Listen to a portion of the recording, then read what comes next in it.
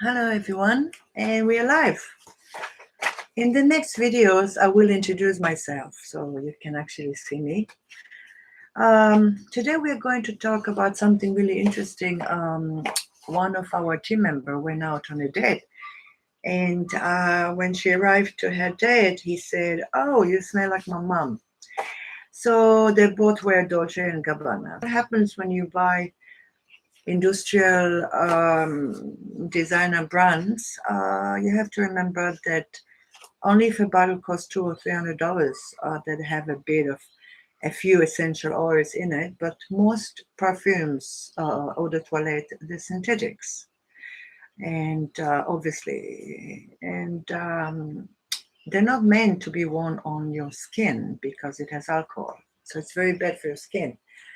They're meant to be on your clothes, on your scarf, on your bag, clothes. You spray a bit in the room, just go through it, this sort of thing. But how about going to aromatherapy, essential oils, and for example, myself, when I go anywhere I go, I always get a lot of comments. Oh my God, what is that smell? You smell so good.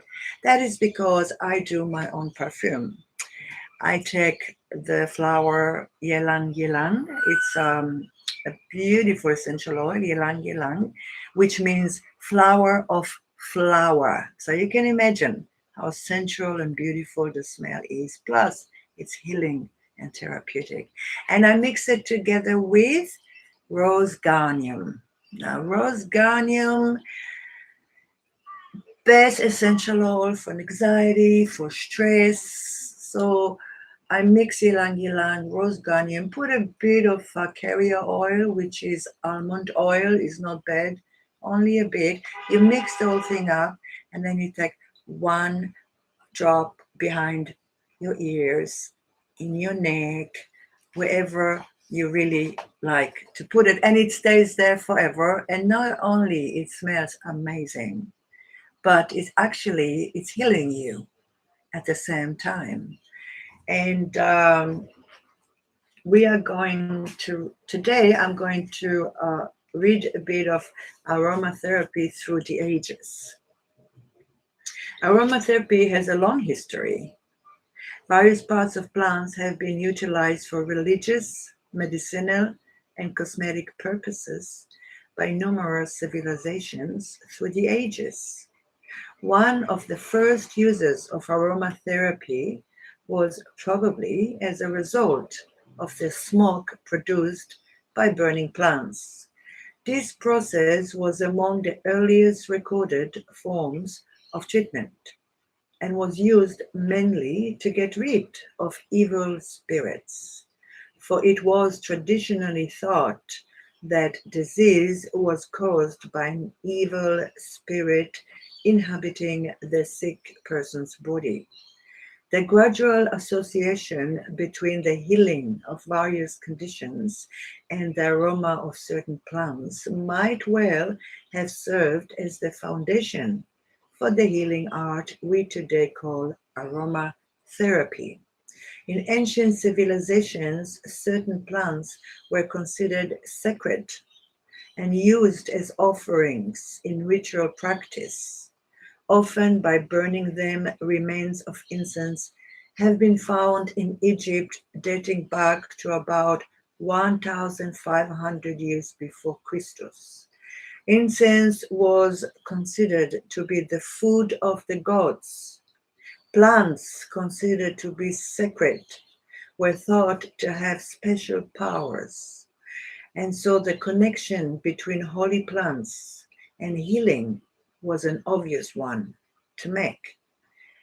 It is still enshrined in the modern society today, and modern society just does not follow a lot of old traditions, which is a shame. But in the modern English word, it means health, which is joined with holiness. So essential oils were actually holy. Much of traditional shamanic practice is based on this principle. The shaman was the person in a tribe who knew how to heal and what every herb and plant could be used for.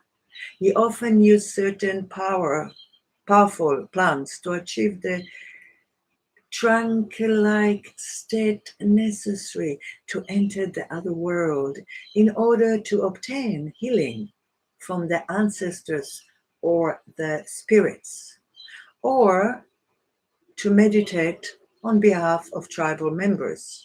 Tribal peoples had a strong connection with nature and relied on their senses and instinct, something which is very difficult for our sophisticated modern society to understand. Okay, so we're talking 4,000 years before Christus. In the East, as well as in some parts of Europe, the process of extracting fatty oils from various plants by means of pressing seems to have been discovered. This period in prehistory also marks the time when nomadic life was replaced by a more settled existence, and tribes began to cultivate land, slowly replacing the need for hunting and gathering. At the same time, the building of sacred monuments was started. In the rituals connected with this, it seems probably the hallucinogenic plants or fungi were ingested. It is chronicled, for instance, that the ancient shamans threw cannabis into hot stones and inhaled the vapor with howls of pleasure. The residue of hallucinating plants has been found at numerous prehistoric sites.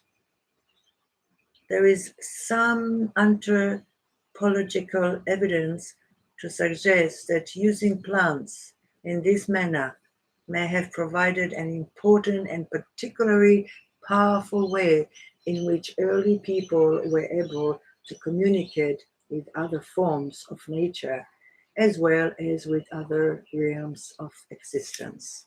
So basically, men, women, whoever uses fragrance and it's synthetic and it's only for your clothes or scarf or things like that. But on your body, if you want to have a nice smell, essential oil is a must. You've got sandalwood for men, sandalwood mask. You have beautiful, beautiful scents for women like me. Rose garnier, ylang ylang. Mix it with a bit of almond oil, and you will have a smell that will uplift you, that will heal you, that will recover you, and at the same time people are attracted to you and just give you compliments non-stop how wonderful you smell and what it is. But of course you never say what it is, you keep it for yourself. So this is about the essential oil today. Next video we are going to talk about the first cream.